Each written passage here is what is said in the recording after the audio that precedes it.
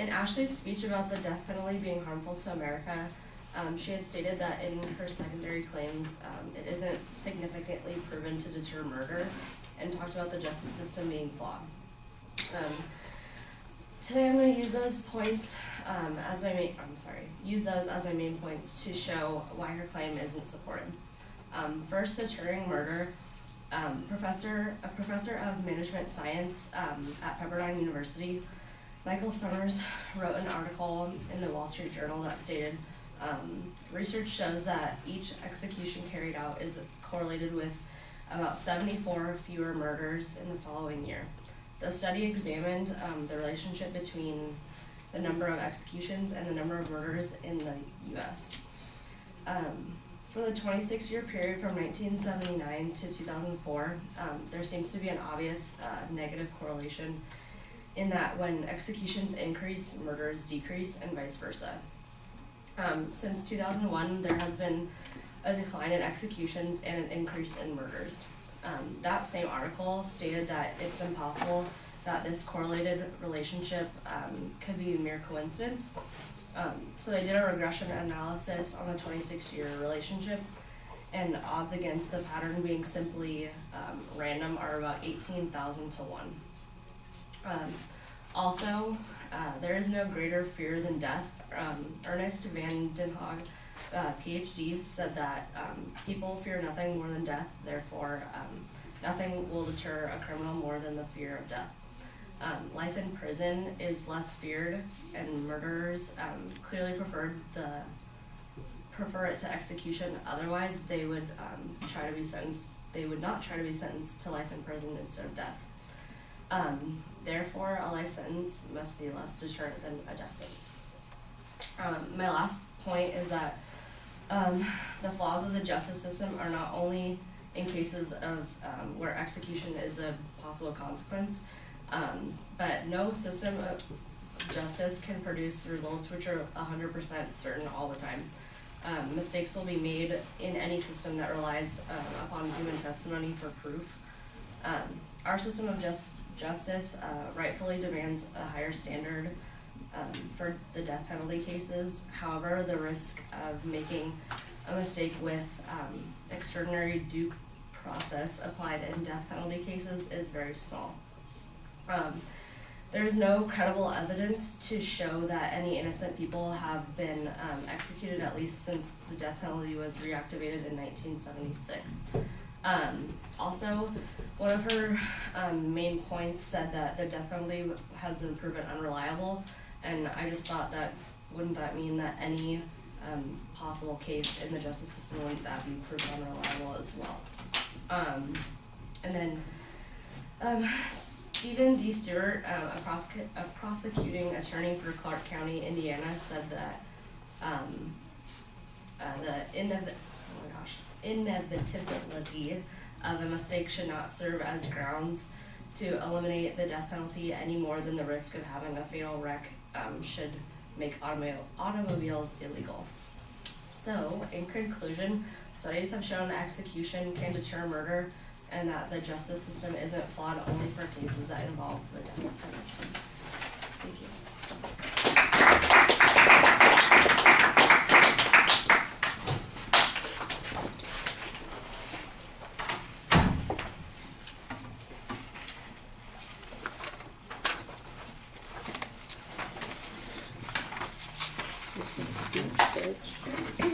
No, I got that. Which day did you go on? Second day, right? So I go on Tuesday. It's funny because we're refuting speeches. Tuesday? Day 2? Day 2 then Tuesday.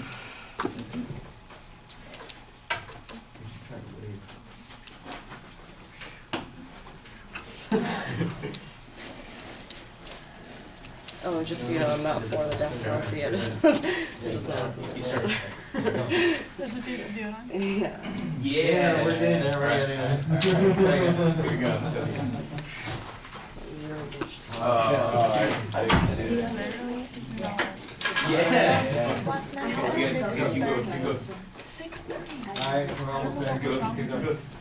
And I woke up at 7. Come on, guys. Come on, Like, I guys. have Teamwork. to go to Just college. teamwork.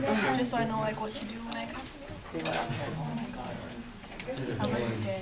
I don't know.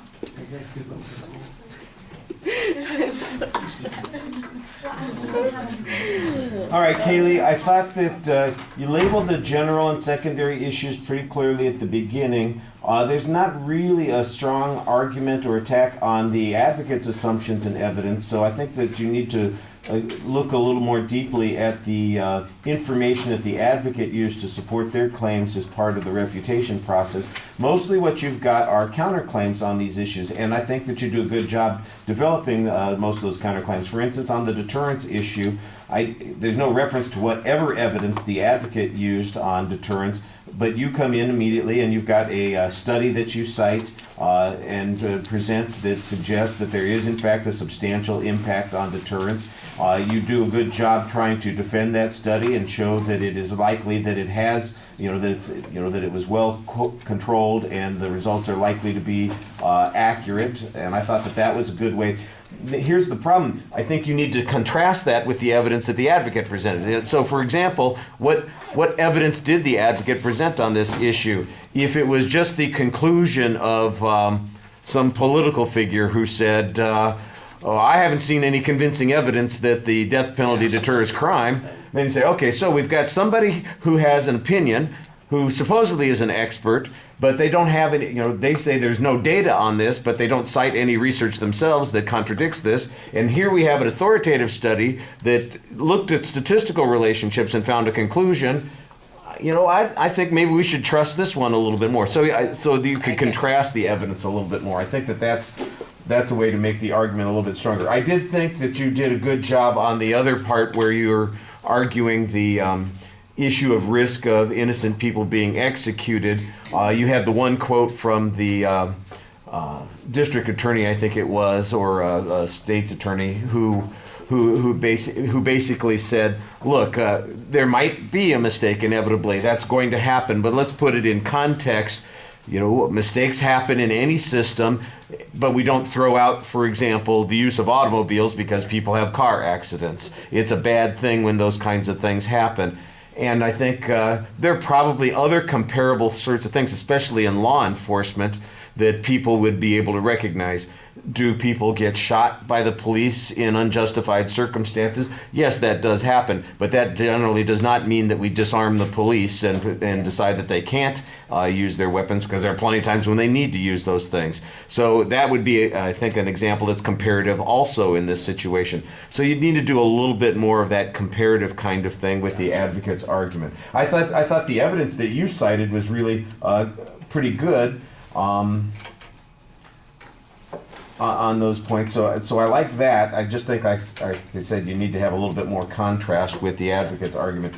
And then the presentation, you seem like you are hesitant to make the argument, like you need to exude a little bit more confidence. You've done the work, you've got some research.